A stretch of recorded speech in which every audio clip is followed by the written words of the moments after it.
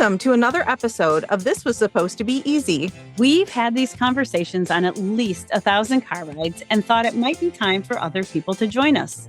This is Cheryl. And my name's Amy.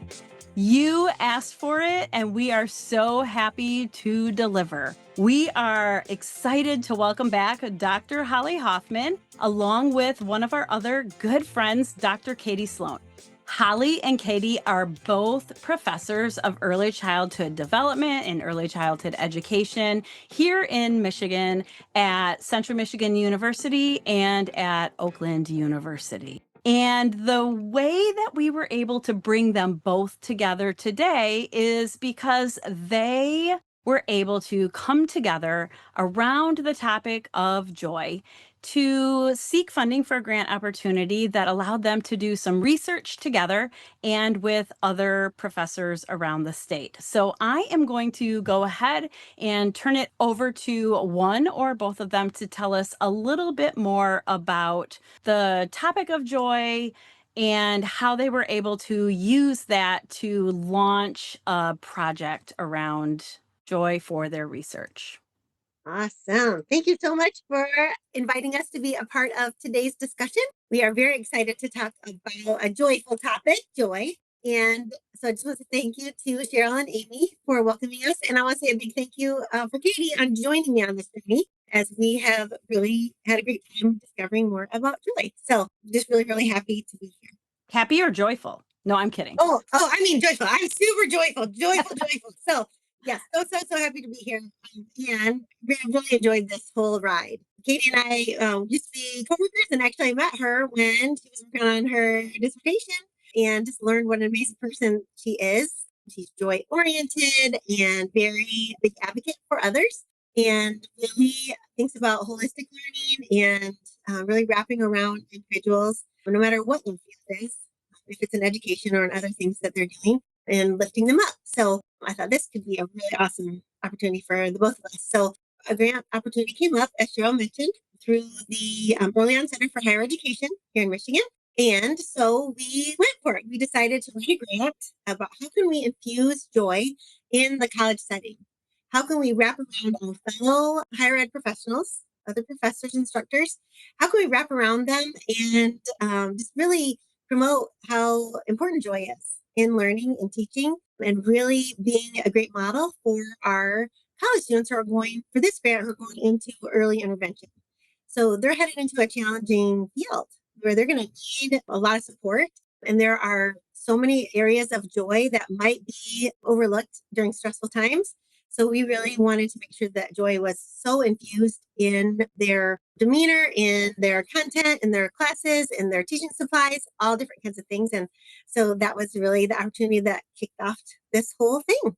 I'm dying of curiosity because so often when people send out requests for participants in research projects, it is like not just pulling teeth, but you've got to go to the special doctor that pulls the molars or whatever. I mean, it is so hard to get people to agree to participate. And I suspect it was a little different for the both of you, only maybe because I was a participant. But yeah, like, what was that like? Yeah, maybe I'll hop in here to say a little bit. Thank you. That was so generous, Holly.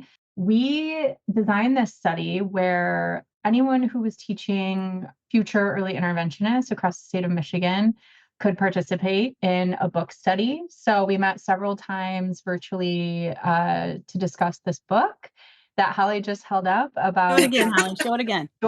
Finding the joyful leader within. But Cheryl may be alluding to this very cool piece of this study, which is that each participant had $250 worth of materials that they were able to shop for, any kind of materials that they could use in their classroom with their students to cultivate joy. So people got to shop. It was a great time. Yeah, so we had these book club meetings. People bought materials that supported their teaching practice, connecting with students, cultivating joy. And then people also did surveys. So yeah, I think we actually ended up not being able to accommodate everyone who wanted to participate. So yeah, that tells Holly and I some things. People are looking for connection. I think they're looking for Yeah, I don't want to get too far ahead of maybe what we'll talk about with our findings, but people were interested and we were really excited. Hearing you guys talk about joy and clearly, kind of seeing big smiles while you are talking about it, I'm really curious about what people bought with their money. What did they buy that helped Sure, cultivate joy? I think our sure. listeners are all kind of wondering what can you get that's cultivating joy? Funny that you ask. So it was really neat because we tried to make it really manageable. And Katie was really felt strongly about this, that we make sure like our surveys aren't too long. Our book study meetings, like we did the book studies, it was once a month. So we asked for an hour per month. And we did one at lunch and then one in the evening. So depending on what was best for people's surveys. And so we tried to make it really manageable. We asked people to read this book, which is really it's very user friendly. So it was very quick to read, and it's got some great tips about what can you do now, some action steps. So it's not a really dull read. It's very quick. You could read it in one sitting. And then we asked them to do the survey, which was really quick. And then we say, hey, here's $250, as Katie mentioned. So it was really interesting to see what people purchased. They did all different kinds. They purchased all different kinds of things. So it was really neat to look and see what people bought. And then what was really neat is that we found that during the meetings where we were all in line and everybody left their cameras on, we could see each other, we could talk a lot. It was like a show and tell. People were Mhm. very excited about what they bought and they would show everybody and they're like, oh, I've got some more money left. I'm going to get that. So it's really neat to see the different things they bought. A lot of people were focused on more play and getting to know each other, getting to connect together. And so they wanted to buy like tabletop conversation cards, or they wanted to buy like a game. There's like a mindfulness game or a fun game they remember from their childhood that had everybody working together, everybody laughing. Several people bought like a game about, trying to make people laugh. That was a popular game show long ago. Other people wanted to bring in some more mindfulness, some calm and emotional regulation. So they were a little bit more about like writing really supportive cards to their students. Like, you really matter. You're doing really hard work, and we're so glad you're here. We found that we had a great variety. Some people taught students who were at a community college, so they taught early childhood all day, and then they would come in at night. And so they thought, let's make sure their basic needs are met. So they got coffee or snacks or things that people could, grab a snack and take a breath and relax. Other people were really interested in the aesthetics, so they wanted to make sure the seating was comfortable.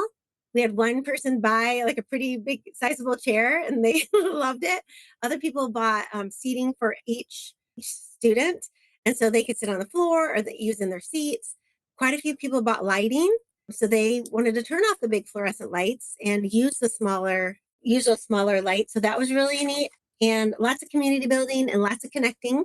So that was really important to the group, and really infusing joy and a really calming place, a place that students could come, feel really comfortable, feel welcome, and not have to be stressed out. It's not at all, no one wanted a really, like a really cold type of feel. They really wanted to work hard and make sure this is something that people really look forward to coming to their class, to see their friends, and feel like it's more of a family feel when they got to class instead of more clinical type of environment. So it was really neat that people bought a lot of different things, and it was cool because we made a Google document of it and kept putting all the items on there so everybody could log in and see who bought it. And so that was neat because then like the names keep popping up, like, oh, then we had 6 people buy that book because it was deemed really positive by another. So word of mouth was huge in this, and what they would share, what students really like, if they bought fidgets or other things for the students to use,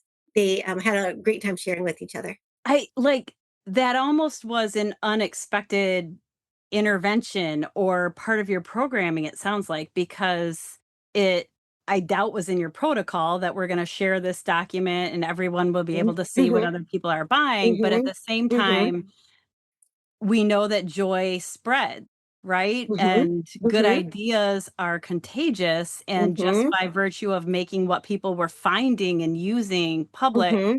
to the group, it influenced people's thinking and Oh, plans, I bet. yes, absolutely. One person said, when I have done giveaways or games with the students, you can feel a lightness and joy filter into the classroom. having a few minutes to laugh or smile or think about something other than work, school, or life is important for all of us. So if they just took a little bit of time and utilized some of these ideas, it really made a big difference in the environment. So we're really grateful for that.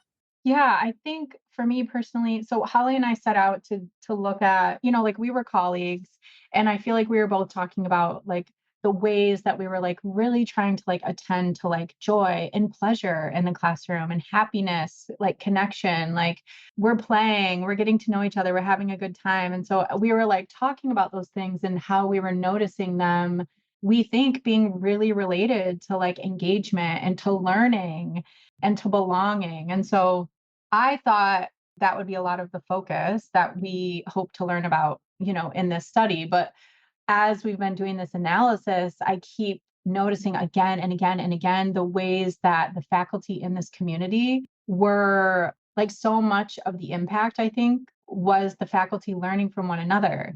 So like we are still, moved by the impact that we think this is having on students. And we're noticing, wow, like faculty really want to be connected. They want to learn from each other. They want to be in community. And so, yeah, to your point, Cheryl, like people were sharing a lot of strategies. They're changing their practice, like according to what they hear during the session. So it was like a lot of learning. So yeah, it was a little different than I think what we thought when we first set out, like, to your Mhm. point about our protocol. And it was really cool. Awesome. Absolutely. Totally agree. And I love there's unexpected joy that we found. Like we talked about joy spotting and where can you see joy? Because it's so easy to get bogged down by all the serious things. There's a time and a place, for really recognizing that joy and really infusing that into every single thing that we're doing. So it was neat when Katie and I were, as she was saying, we were doing the analysis and thinking about why some people joined this study. And, of course, the money was good and it wasn't a huge time commitment. We got to talk about positive things. One person said, I was bitter, irritated, and ready to try and reclaim the little motivation I had left. Like some people are really tired. And ever since COVID, there's been like some people have really struggled with changes. And so thinking about like lack of attendance or lack of involvement of students. And so I think we were really happy and joyful that people joined us and then had comments, after the conversation exchanges of ideas helped me feel less isolated and get out of a rut. I found my joy through this study. So we're really grateful that people joined us in this journey and were able to get some of their joy back and spread it around with the students as well. I think a lot of the people that are drawn to education in general, at whatever age it is that you're working with others, are givers. And we often give so much that we are drained, right? And we lose some of that spark.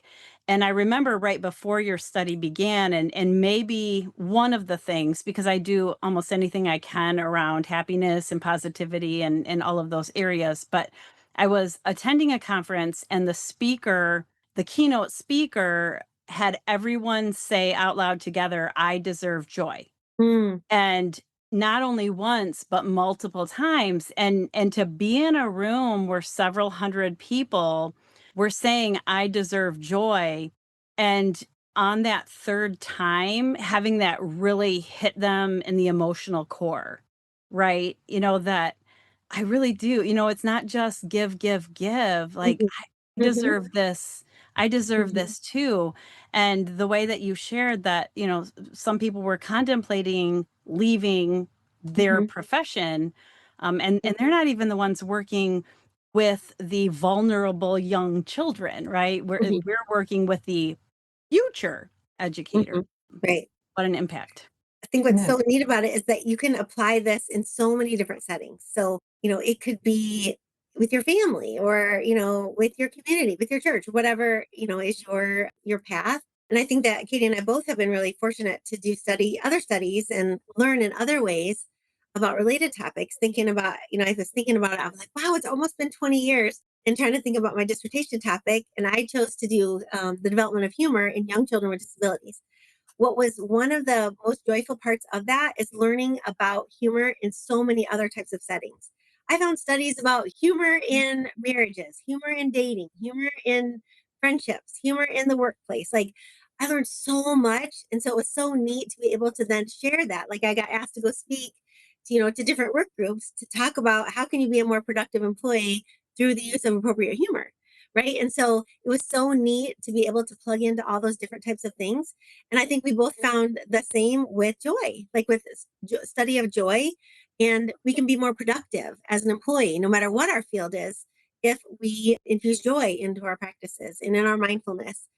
We can be a better partner. We can be a better parent. We can be, there's so many different things we can do to be really productive and positive and a great support to others. And then also, helping with our self care.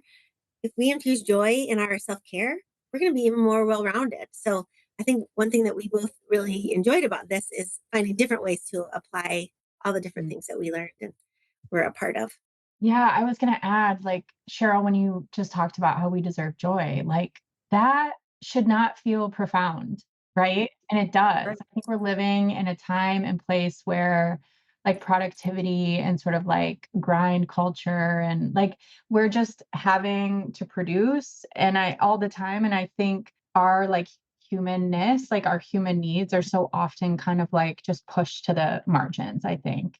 And yeah, I think as human beings, like we do deserve joy. And I also think it's important as educators to like push back against the idea that we have to choose. Like, do we have to choose rigor or joy?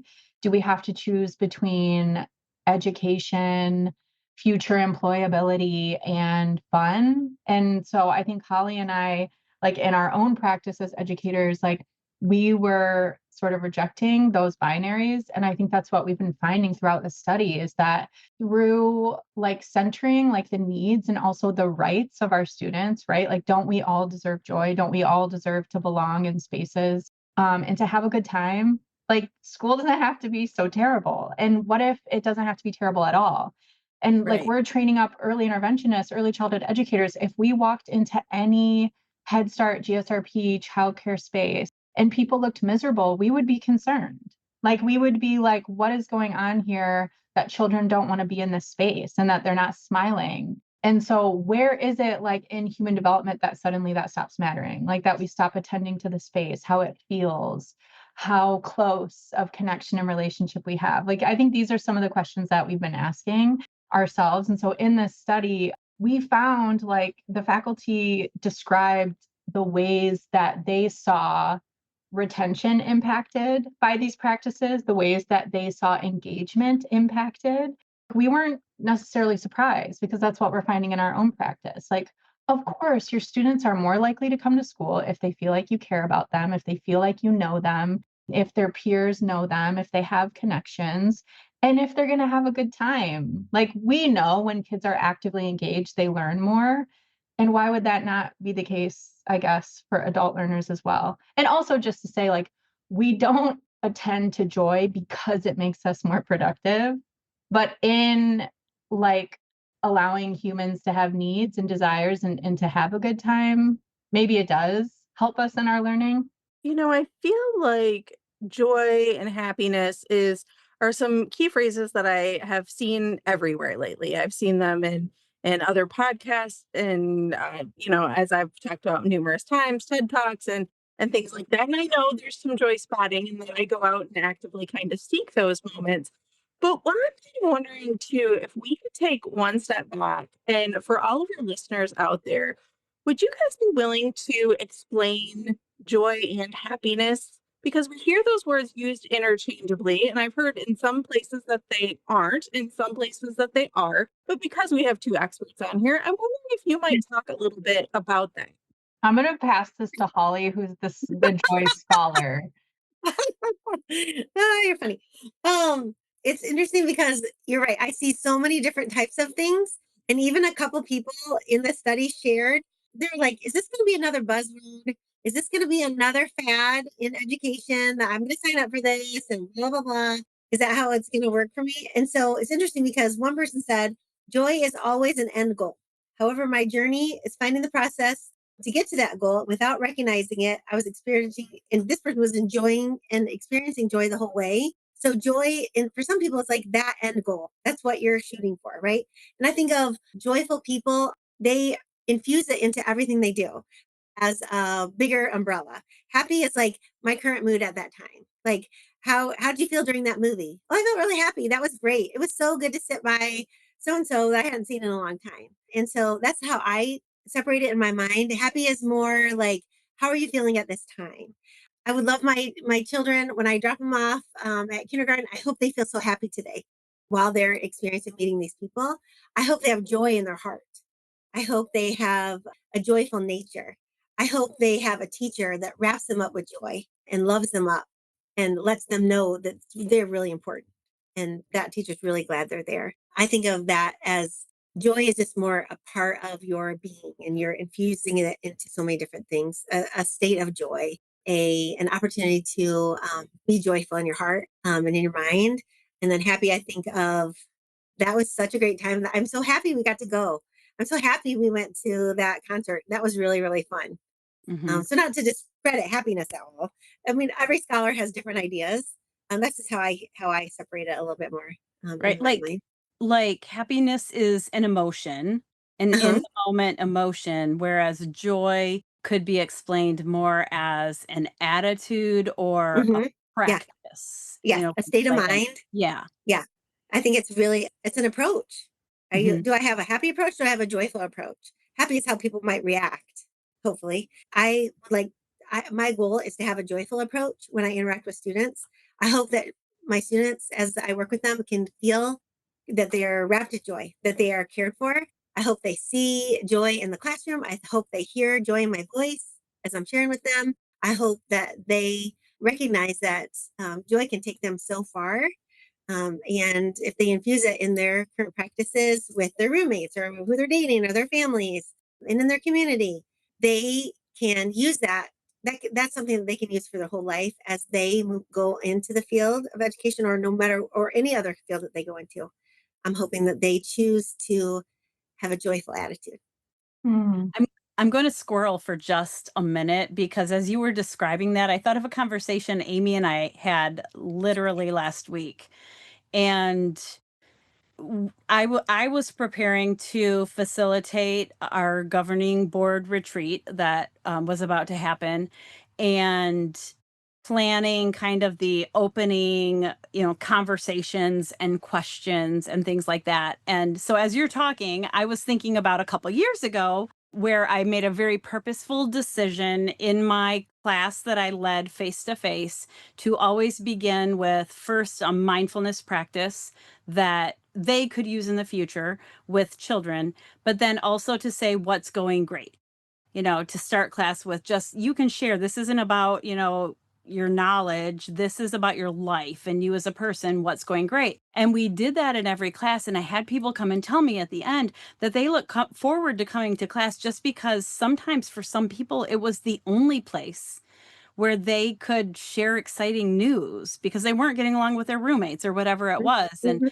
I even had students come in and read poems that they had just written and didn't have anyone else to share it to. And that was Mhm. something that was going great for them. And when Amy and I were talking last week, as I was on my way to this retreat, she's like, I went to this weird thing where they opened it with what was it, Amy? What something bad? Oh, well, yeah, what was the one of the most horrible things that happened to you in the day?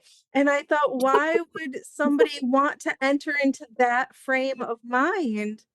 And when we were always seeking out to, like, make people come together, and people shared some really horrific things. Most people ended up in tears, and, like, we couldn't kinda get back, and I think the person leading the conversation just needed to share, but it put people in such a negative frame of mind, thinking, like, everybody was focusing. I mean, and they, again, shared some really horrific things. People were running out of the room crying, they couldn't come back. So I think, like, the idea of leading in with looking for joy, to have people really kinda hug that joy inside themselves, to be joyful upon entering the conversation versus, like, putting that negative space where some people live a little too often anyway, can just Mhm. be really trying. And so, yeah, Mhm. if Cheryl, please keep with it, but it's one of those things where I was like, "Oh, this goes against every fiber of my being of how to start a meeting." It was a Well, experience. I'm glad, Cheryl, that you're doing the opposite. Wow. I am thinking about something else that we found in this analysis, which is that in this space, people were, yeah, often like, joyful, feeling good, connecting. And we found that we had this container where, as a community, like people sometimes also were grieving. And sometimes there were tears, and sometimes we wrestled with like, how to have joy amidst difficult times and suffering and like so much happening, and like how to let both things be true. So I Mhm. think, yeah, like this is just something that I think educators really benefit from thinking about, is like some of our participants talked about how this sort of fake joy, I think of it as like a toxic positivity that Yes. like you just have to choose happiness. I'm put off by that sometimes because it's like, look at the realities of the things that people are navigating, right? So people were put off by that kind of like fake sort of niceties, like choose happy that they talked about finding in the workplace. And so we talked about as a group, like, what if, like, through authentic connection could come the joy? So, like, Mm. we had people talking about how their students were navigating, like, really, you know, really intense or difficult times. Maybe they were going into the classroom setting and they're navigating grief and loss and, being, impacted by the news or whatever. And so we talked that through, like, how do we be vulnerable by modeling, like, yeah, sometimes we can have negative feelings, we can allow ourselves to feel, and then maybe in a way does that give us access to joy by allowing ourselves to feel, like, that it doesn't have to be like happy or sad. I don't know if that makes sense, but that we Right. can like make Oh, space yeah. for all of it. Mhm. And Right. also not trauma dump, Amy, when you walk into a meeting, right? So, yeah, so these were things that we talked about. And I think we all benefit from talking about, like, we're all No, going to have absolutely. highs and lows. And, like, Sure. are we going to experience the highs if we never let our body, like, feel the lows, you know? Right. Right. That's a great point that you brought up. And I think we had talked also about thinking along those lines with our students. Like one person said, joy really has led me to have more grace with my students. I really opened my eyes to extending more grace to, the people I work with. So the college students I work with. So I think Katie makes a great point about like among our group, and everybody got to know each other. And if you think about it, we weren't really together that much, once a month for an hour. So it was pretty neat how quickly people connected Mhm. and were able to share those highs and lows. And then I think that really encouraged people. We have such levels of introverts, extroverts, and how they feel comfortable connecting with their students. And I think it really encouraged some people that hadn't thought about that, the value of the relationship with the students, what impact that can have. And you infuse joy in that too. You get a pretty good mix. With our Yeah. show being so much about relationships and connection and things like that, I'm wondering if you might be willing to talk a little bit about some of the comments people had about the connections they were making, since you guys did just allude to that a little bit to start, but you had a group that was meeting at lunchtime and a group that was meeting in the evenings. Did you see any differences between times of day that people connected or through situations? Was it pretty easy, pretty equal? Tell us a little bit about that. I think one thing that stood out to me was the people who they had another job. Like we had quite a few people that were part-time instructors. So if they had another job they were doing and then they were teaching at night, they had people who were balancing. So they're wearing so many hats. So those are the people who were worried about their students' basic needs. Like they had just been in a space, they were like constantly on until 10 o'clock at night. Right. And so I think they had different thoughts about their students, like how could they support them and offer resources and be pretty timely and efficient with that because these students were balancing so many different things. So I feel like the people that were at noon, they were doing this whole gig full time, teaching college full time. So then they could talk with us at noon, where maybe some of the other people had positions where they maybe didn't have that flexibility. So it needed to be at night when it was not on working hours. I don't know, Katie might have a different thought about that, but we did see quite a bit of, we was such a range. Like, so 58% of the people worked at a 4-year university and 42% worked at a 2-year university. And then also we had, 42% of the people were part-time instructors, 26 were full-time instructors, and then the rest were professors. So we did have a range of that. And so I think we did see some differences based on the types of populations of college students they were serving.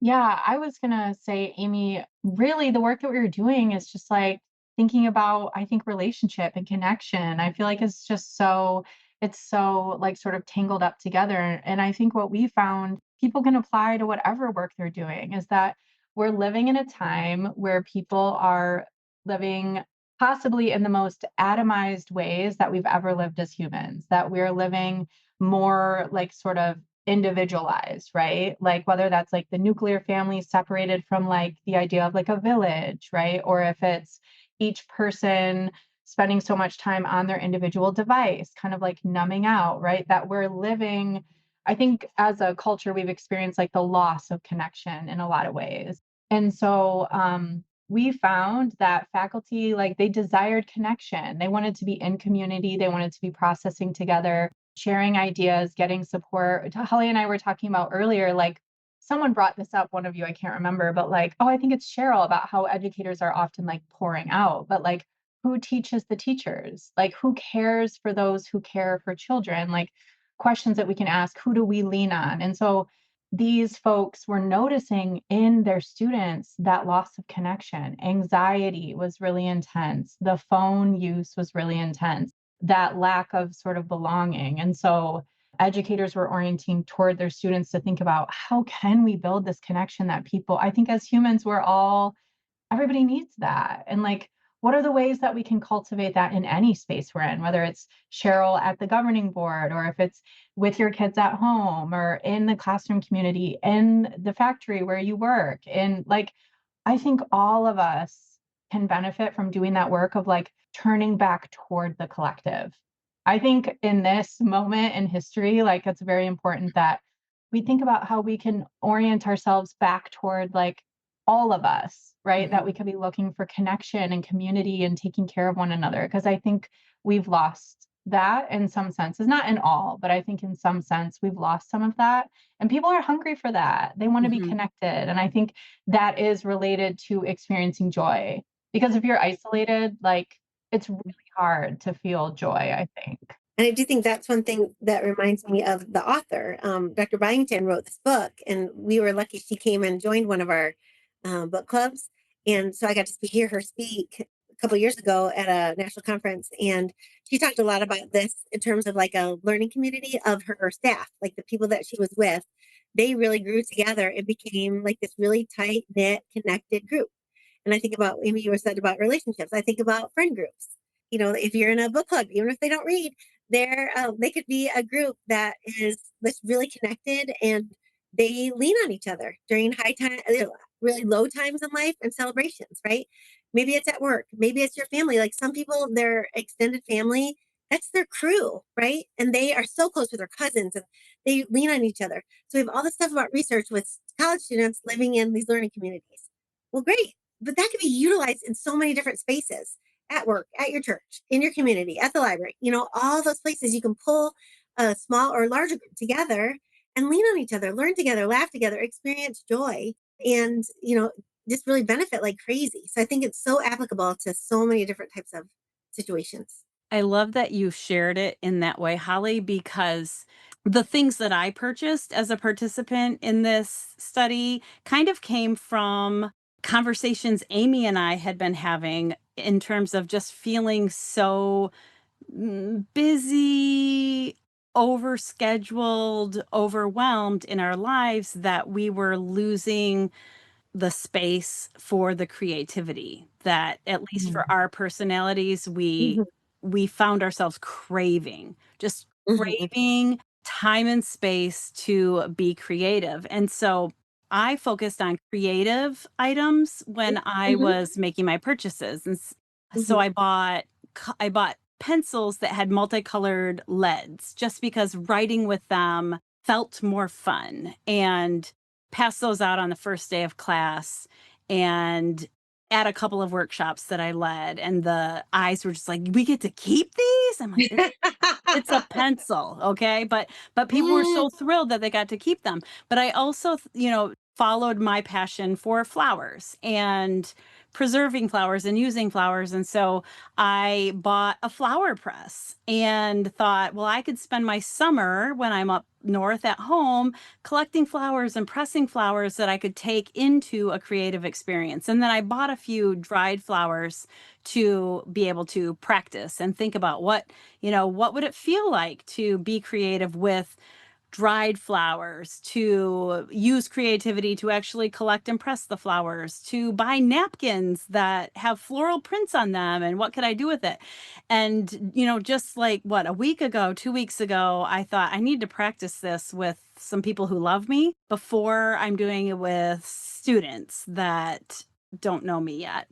And so I invited the book club that doesn't read to my house, and we tested some of the products that I bought to make sure that I would be able to use them to make the environment, the learning more joyful with my students. And let me tell you all, I have no more pressed flowers because somebody named Holly glued 3,000 of them to glass ornaments. And I feel like you're going to have an amazing either floral holiday tree or seasonal tree that's like in the summer, because it was gorgeous. Don't like it was gorgeous, but I guess my whole point was, I was able to take that idea of infusing joy and connect it to feeling the loss of creative space and just bring it together with that I could laugh with while we were working and Mhm. create. You bring up a good point. That's one of the categories is creative expression and artistic joy.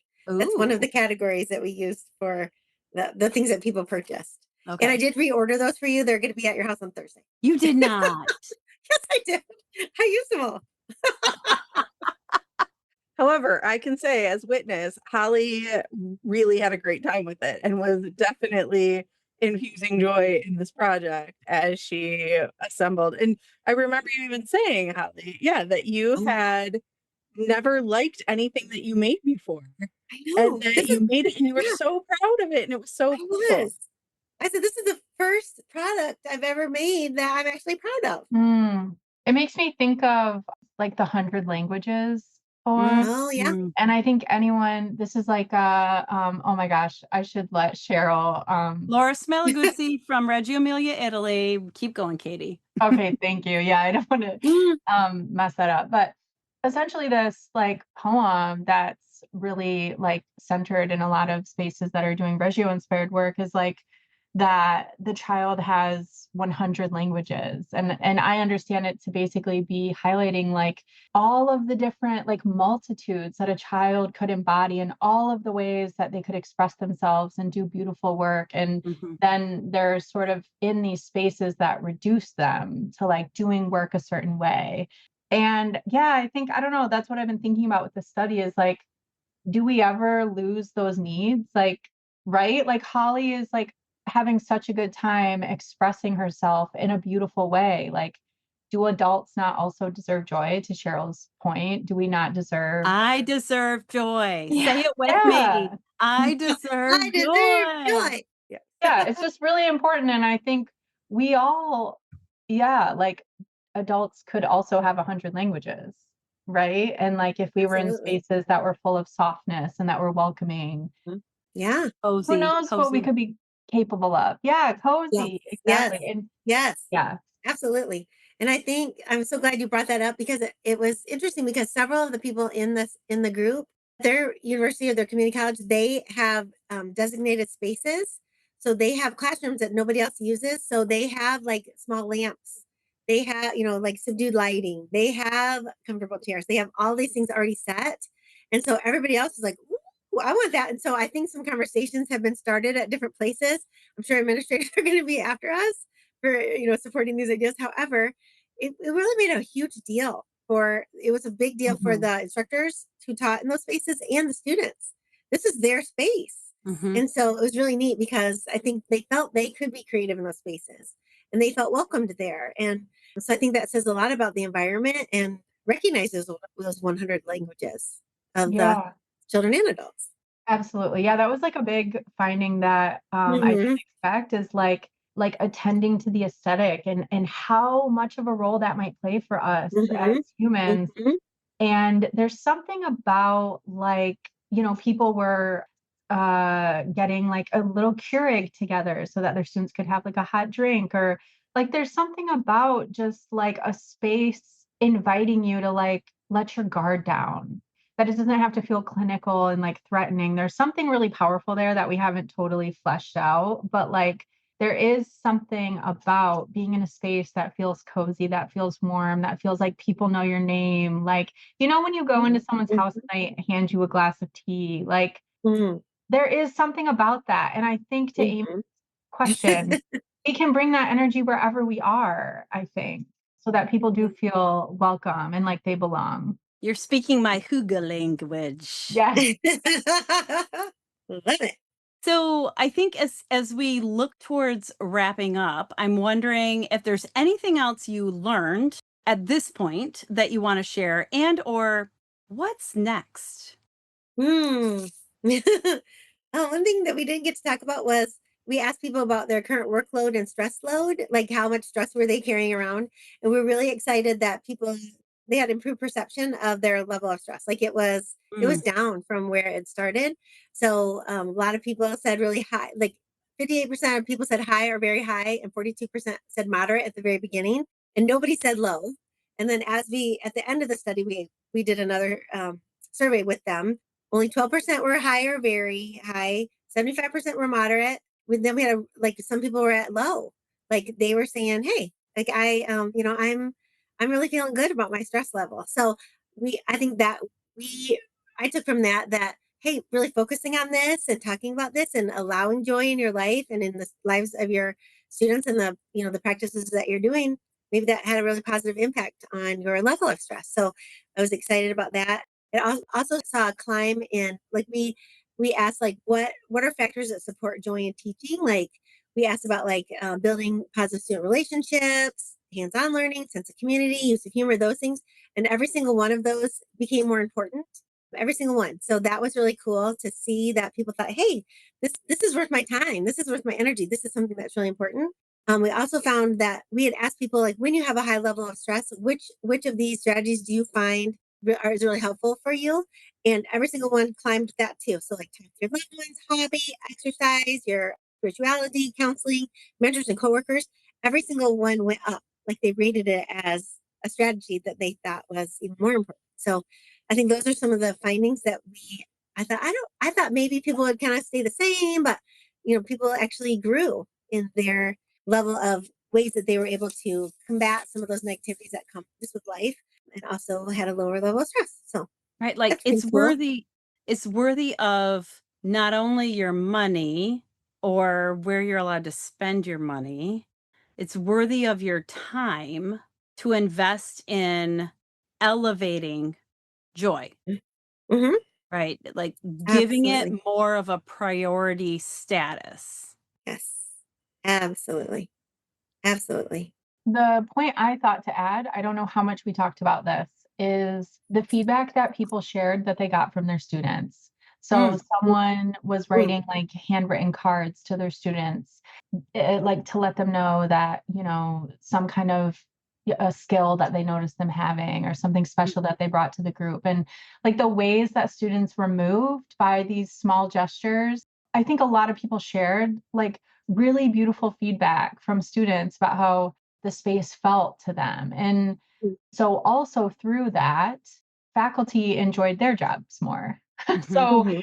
I Mhm. think, yeah, it's just really important that through a small gesture, like who knows what a difference we could make. It sounds so cliche, but truly, in writing a student a handwritten card, I'll share very briefly. When I was teaching a class at CMU, actually, I was teaching human development and I had the students bring in like an artifact that would evidence their development as a young adult. Like something, so people brought in like a trophy from their track meet, or like they brought a guitar and played a song, like to evidence like this is how development can look in all the different domains for young adults. And one of my students brought a handwritten card from one of their professors that they had received in past semesters, and they were so proud Wow. of that.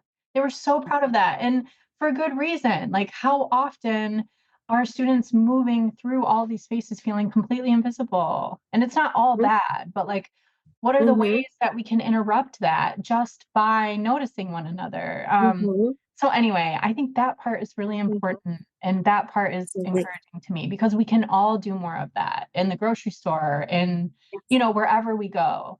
Absolutely agree. Thank you for sharing that because I remember one person said they brought something to class and the student said, "You really care about us." And Yeah. the instructor was like, "Yeah, you really do."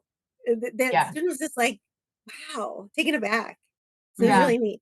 Yeah. Oh, and so to your other point, what comes next? Holly and I are excited that we're going to do some work with higher ed faculty over the upcoming academic year. So we are having like a workshop in the fall at a conference where we're inviting faculty to bring their syllabi. Like, let's get into this here together over a couple hours. What do our assignments look like? What's the language like that we use in our policies? Like where can we like weave this thread of like caring and belonging and joyful practice in the classroom. Yeah, so we hope to do that type of work in a few different sessions with our colleagues. Sign me up. Yay! Yeah. Yeah. And then also, obviously, we're working on disseminating like this research with the academic community and hopefully in some more public facing ways as well. We'll see. In the survey, people said, and in those groups that we were in online and on the survey, they said, "Could you please keep this going?" Like they wanted to keep talking. Like, and it was interesting because our focus groups originally were going to end in December. We were going to do September, or I mean October, November, December. But then they said, "No, let's keep going." So we did January, February, March, and then now they're saying, "Can we just keep going?" We're like, Means "Yeah." something to 'em, So yeah. we're going to keep doing that. Yeah. But So we're excited. you remind me when I did my applied positive psychology certification, there was such community built and so much joy found in that community that when it ended, more than 50% of us couldn't just Hmm. let it end. And so we Right. we met for over a year on our That's own, great. without the need or the requirement or anything Hmm. else because we needed that in our lives. And I think that's what you're Absolutely. talking about. Yeah. Yeah. Yeah. We're excited about that. Cool. Wow. Thank you so much for joining us. Thank you for sharing all of the lovely things and making us laugh a little bit more, feel the positivity, but also help us think about the value of coming into each day and each exchange and each experience with that joyful mindset. Thank you Absolutely. We're so so much. grateful. Yes. Thank you so much. I saw a little quote today that said, "I hope you find joy in even the smallest things today." Mm. So I think that's one thing I've learned about joy spotting and finding those tiny moments of joy. Sometimes they're wedged in with some really stressful things. So I hope that that's something that we get to continue to do and then inspire other people to do as well. So it's been really neat to talk with you both about this whole project. So we're really grateful. Thank you. Thank Yeah, you. thank you so much. Thanks for coming. Thanks for tuning in to This Was Supposed to Be Easy. Remember, the best stories are the ones we live. Join us next time as we uncover more tales and thoughts that just might change your world while we navigate those things that we didn't expect to be so hard. Stay curious, stay connected, and keep wondering.